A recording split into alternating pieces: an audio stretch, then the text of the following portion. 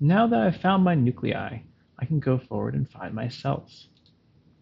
There's quite a few different ways to find cells within clairvoyance. For all of them, you need to first specify which channel the cell is in.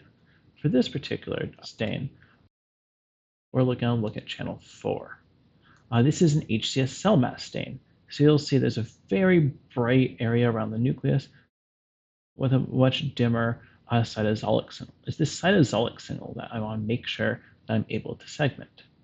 So there's a couple different ways to do this. I'm going to first show you how to do it using your detected nuclei. If you did not have detected nuclei, you don't need to first detect. You could do object-free segmentation, or you could find either using a previous mask, a previous template, or using the histogram itself to try to find those. I'm going to use detected nuclei because this uses the assumption that we first found those nuclei, which is what those squares are, and that each cell is only going to have one nucleus. The cells seem like they're about 300 pixels diameter at most. And now I can go through and put a segmentation method on this. I'm going to use threshold-based segmentation.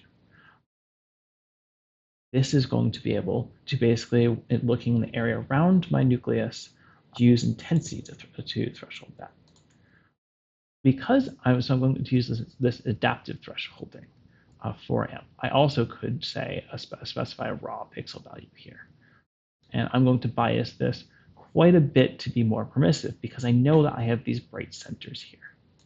And now I'm going to preview this step.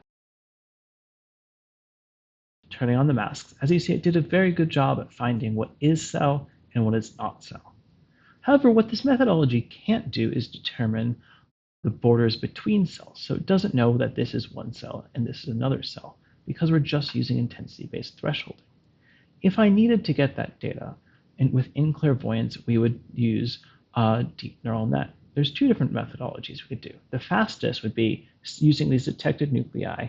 We then go ahead and look at a deep neural net there, though this can have some problems sometimes. So what I'm going to show you is using an instance of Cellpose within clairvoyance.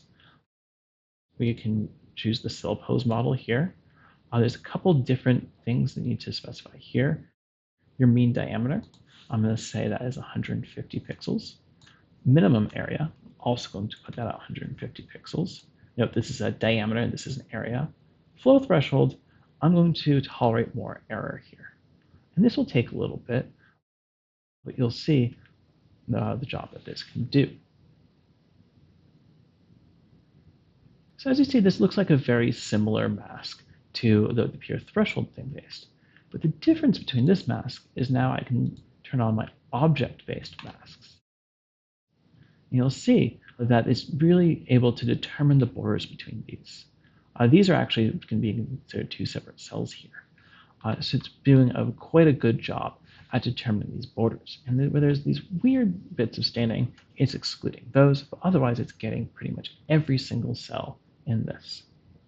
Now that I've segmented the cells, I can do things like measure morphology and intensity.